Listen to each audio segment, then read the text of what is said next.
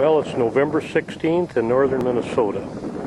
It's cold, windy, lake's getting ready to freeze up. Got enough snow to kind of turn the ground white.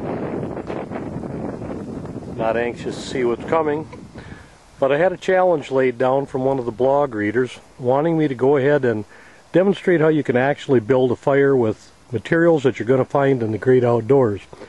So the challenge accepted, and we'll give it a try. We'll start with the assumption that you're out in the outdoors and you've at least got the basic items with you, which include your Swedish FireSteel, a small pocket knife, in this case one of the number 25 Barlows from Great Eastern, and we've also got a full-sized hunting knife, and this particular one is a Falconiven A1. The pocket knife is handy. We'll use that for trimming up some kindling. The larger Falconiven is really important for cutting some of the bigger branches that we'll use to build our fire. Now I've gone ahead and picked up just a few basics out in the woods that we might need. First being, I've got a nice piece of birch that I found. We've got a few smaller sticks. I've got an older or a dead piece of pine bough here. Needles are very easy to ignite, as any of you that live out in California or some of the northern climes where we have a lot of pine trees realize a lot of forest fires get started in the pine forest.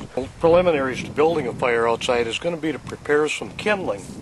I have a piece of birch bark here, or a piece of a birch limb. It's nice and dry. It hasn't been laying on the ground. It's not covered with snow. What we'll do is just split down. I'm using this little Great Eastern knife, which, as they say, it's handy to have a smaller pocket knife with you. Just cutting a slit in the bark, taking the blade, getting underneath, and lifting up the outer bark layer. We don't want to get down into the wood because this area down in here can be wet.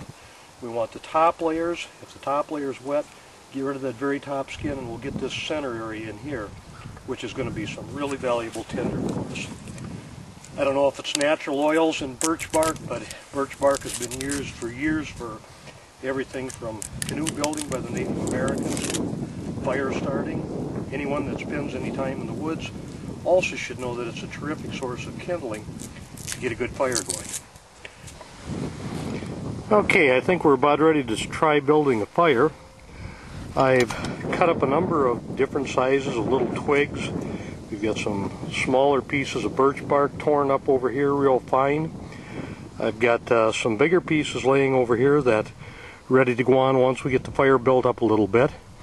And the big thing is I want to have plenty of kindling that once it gets started we can make sure that we can keep it going. Now what I've done is just pile up a few sticks to kind of give me a little bit of a windbreak, because up here right now it's breezy out today, pretty darn cold, and I have gone ahead and put a small pile of torn up pieces of birch bark in there. They're stripped down pretty fine. I want them to be able to ignite easily, and hopefully we can get that camera on there so you can kind of watch it as it catches, and let's give it a try, see what we can do. Take our FireSteel. As I say, we've got some fine pieces of birch bark torn up in there, and all I've done is just shred it very finely. I want paper tissue thin slices of birch bark in there. We crumple it a little bit and just lay it down in there. And hopefully we can get a spark hot enough to ignite that. Take our FireSteel. Now on the striker that comes with the FireSteel, one side is marked up. The reason being, the edges of this are actually sharpened on the bottom side. So you want to make sure the upside is up, otherwise you're going to have a hard time getting any sparks coming. So we're all set to go. Let's get our FireSteel right down close to our tinder.